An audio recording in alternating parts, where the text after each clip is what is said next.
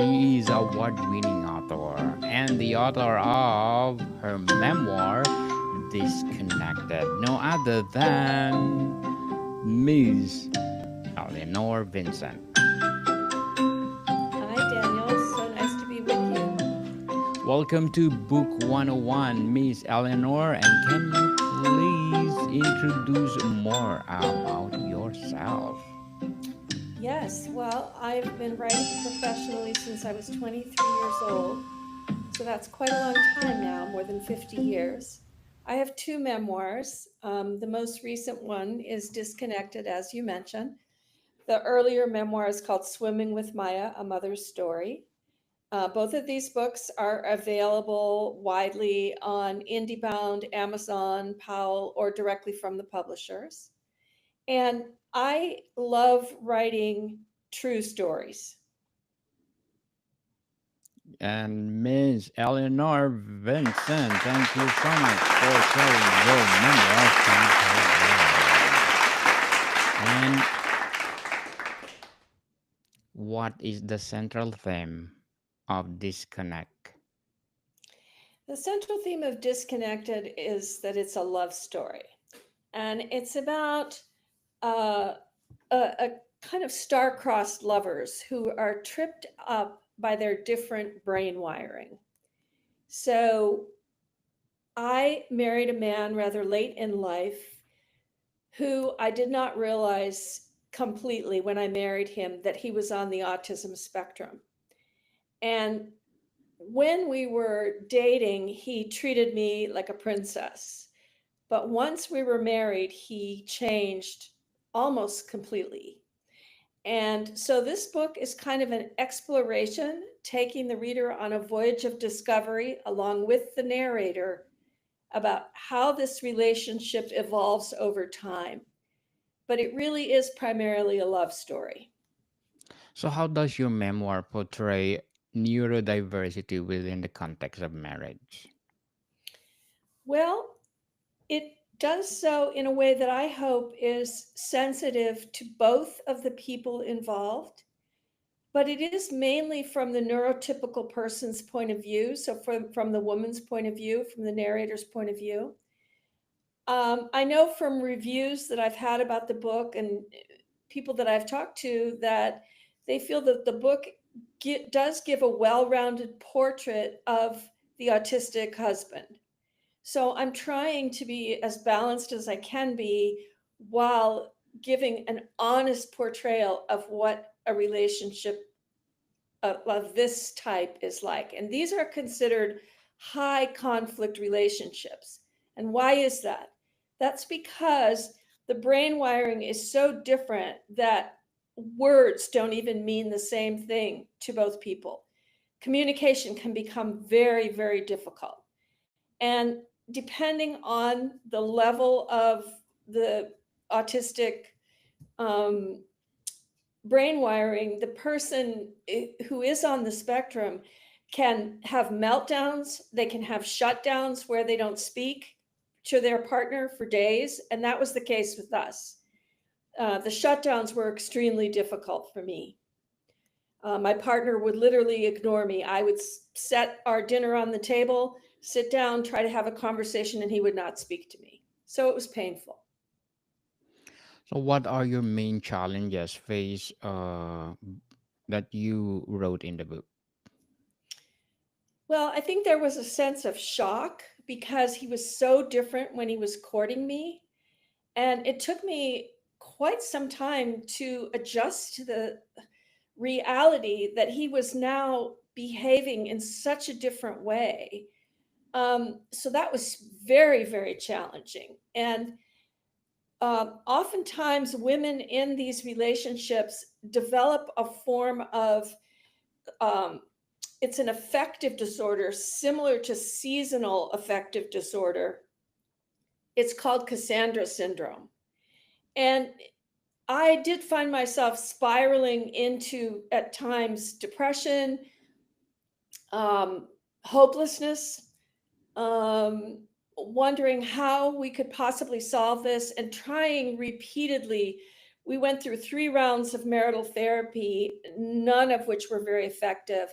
And it took me a long time to figure out that the right approach to this is to only work with someone who is certified to work with a neurodivergent, neurotypical couple. So thankfully, more and more is being learned about this, and there are more of those people out there now.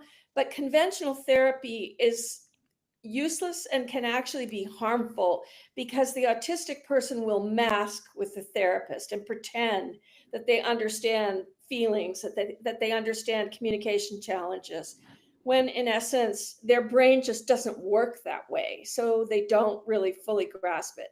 So you need someone who can speak in a language that the autistic person understands. And typically that's a coach. Sometimes it's a therapist, but usually it's a coach, because autism is not a mental illness, it's a developmental disability. And so there is no cure per se, but there are behavior modifications that both members of the couple can learn, and certain communication techniques that are more effective. By the time I figured that out, so much damage had been done, it was kind of too late for us. I kept trying to the bitter end, but in the end, my partner, we selected an autism coach and we began to work with her, and then he just unplugged. He wouldn't do it. So, Miss Eleanor, how do neurodiverse traits of one or both partners shape their relationship dynamics? Well, it shapes it profoundly. And this is something I didn't understand when I married him. I suspected Asperger's syndrome, which is in some circles known as high functioning autism. But I didn't really understand what that meant. I thought it was just difficulty with eye contact, social awkwardness, somebody who was a little bit quirky, which my partner was. But as I said, during the period of time before we were married, when we were courting, he treated me really like a queen. I mean, jewelry, dinners out. He was my dance partner and he was a wonderful dancer. He took me on a cruise. I mean, it was like I felt like Cinderella. Okay. And so I was willing to overlook some things that I see now I should not have overlooked, because they were clues about what might be coming. But I didn't really understand, and it wasn't until I was already in the marriage and things were going very badly that I was motivated to do all the research to really find out how neurodivergence affects the relationship. And it has a profound effect because, as I said, the two people are using language that doesn't really mean the same thing. So you're constantly just passing each other.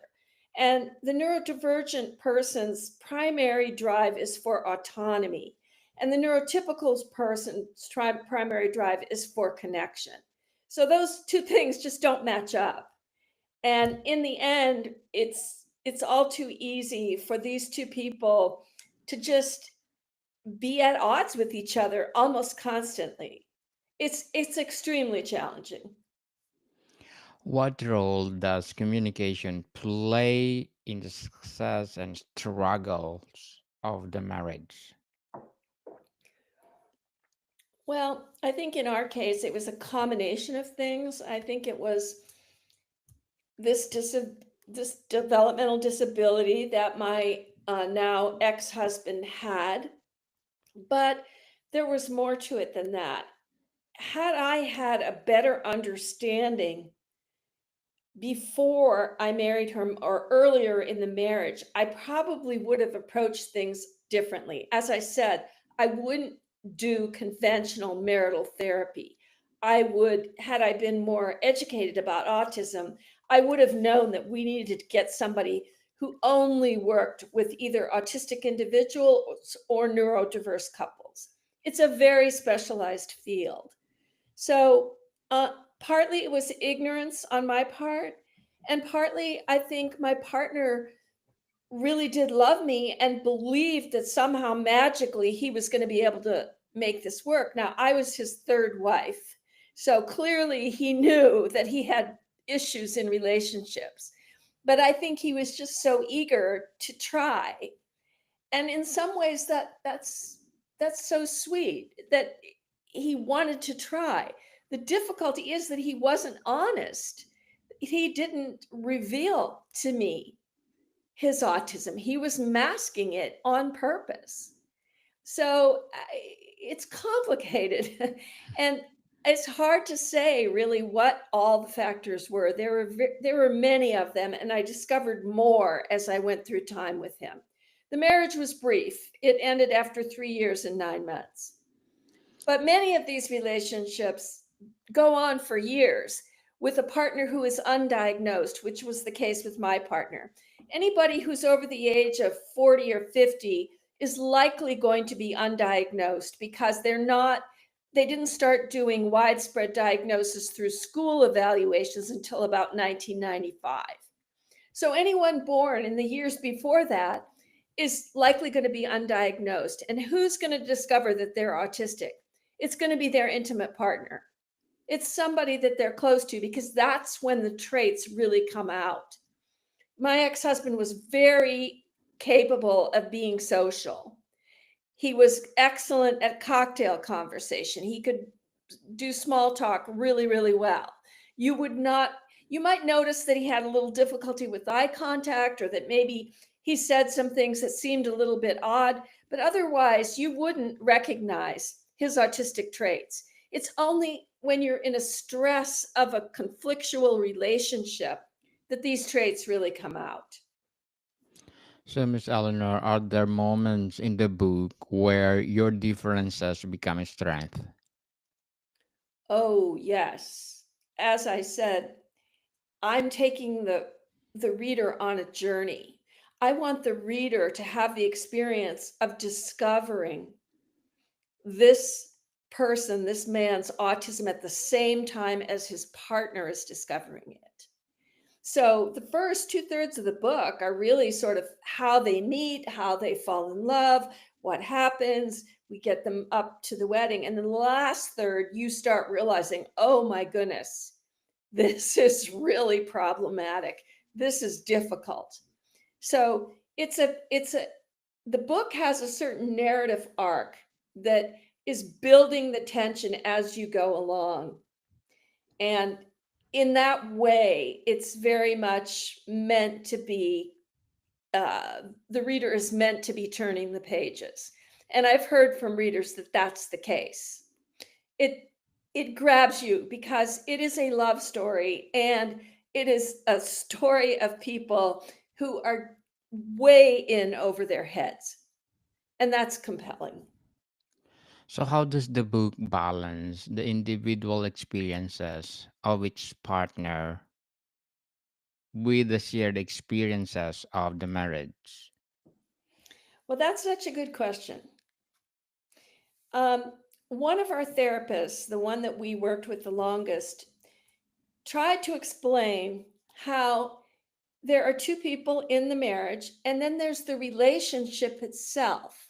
And the relationship needs to be cared for along with each of the two people. And my ex husband could not grasp that. My therapist used the example of a marriage is like adopting a puppy, and you're both responsible for taking care of the puppy. You know, there's there's your partner, and there's the puppy, and that's your relationship. And I thought that was kind of a beautiful metaphor, but my ex could not grasp that at all. He could not comprehend the idea that the relationship was an entity apart from the two people, but composed of the two people that had to be cared for. And that was the very thing that he couldn't do.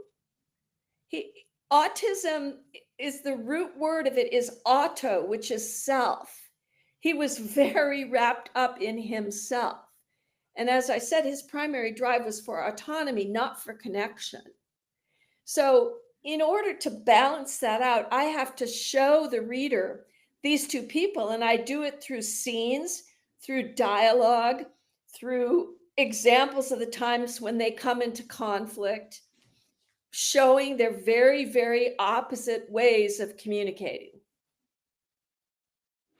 So, Miss Eleanor, what emotions or conflicts drive the narrative forward of Disconnected?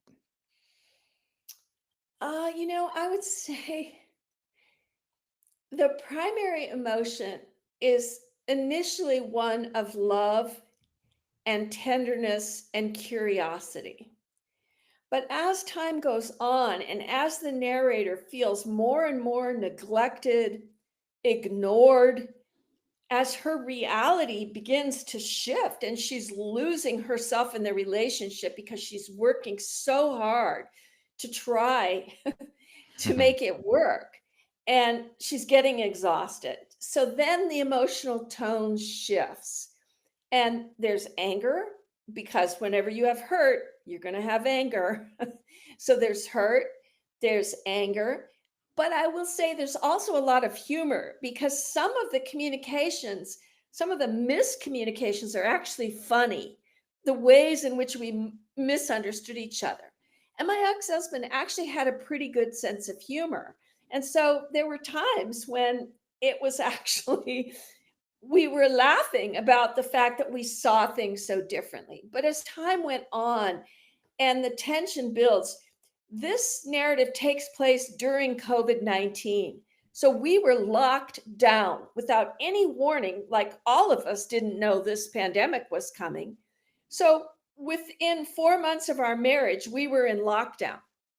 And it was so challenging. And then I was diagnosed with cancer, which thankfully was quickly taken care of with surgery. A year and a half later, my husband was diagnosed with prostate cancer, which we also managed to take care of. He lost his very highly compensated job. I mean, there were so many pressures on the marriage in addition to the neurodivergence. It would have been challenging for any couple. But when you have opposite brain wiring, to deal with stressful situations like I'm describing, it was just too difficult. So, Miss Eleanor, what will be your advice for those people out there suffering from, their marriage is in between? Well, in my book, I have a list of resources. I recommend certain books. On my website, I also provide a list of resources that are clickable.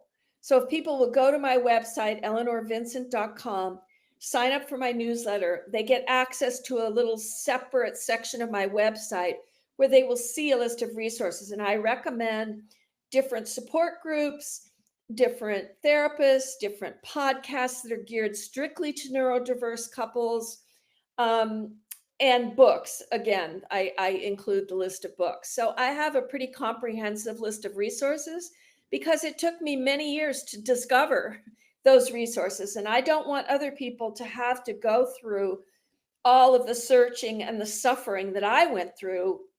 So my advice would be equip yourself with resources and find those organizations that are able to support a neurodiverse couple, and try to get your partner to participate with you in getting the kind of support, the special support that any neurodiverse couple is going to need.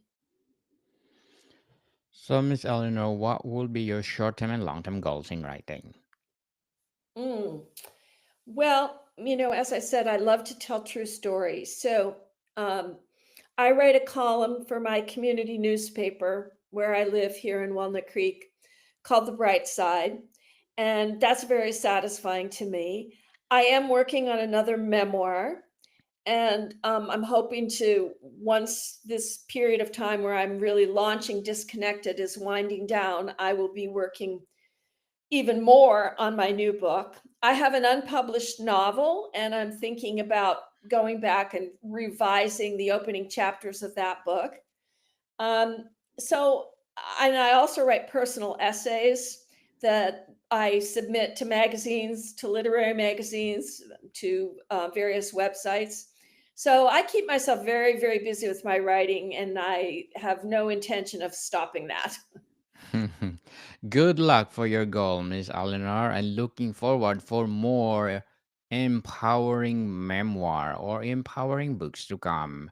So, to sum up our episode, what is overall message or takeaway from Disconnected? I would say the overall takeaway is to embrace differences and also respect your partner as well as yourself. Love your partner as well as yourself. And sometimes love means choosing your own well being. That's where I landed. It's so important to choose your own well being if you see that your relationship is just not going to be what you need in order to thrive. So I think that's the overall message. Miss Eleanor Vincent, thank you so much for sharing your memoir to the world. Thank you for empowering us. And as I said, looking forward for more empowering books. So, Miss Eleanor, can you please invite our listeners to support all your books? Of course. Please go to my website. It's eleanorvincent.com. And there are order links on the website, so you can just click and go to your place of choice, which includes Amazon, Indie Books, Powell's, and my publisher, Vine Leaves Press. Um, Follow me on social media. I'm always happy to connect with readers. If you read my book and you enjoy it, please write a review on Amazon or Goodreads. It's very, very important. It makes a huge difference to authors. It's the reader's way of encouraging us to keep going, to keep writing. Yes. So that's the best way, I think, for people to get involved with what I'm working on. Yes, people, let's support Miss Eleanor Vincent because if you support her, as I said, more empowering books to come. So, Miss Eleanor, thank you for your time. Thank you so much for having me, Daniel, and thanks to all your listeners and viewers. I'm super grateful to be here with you. More to come, people. See you soon. You are most welcome, Miss.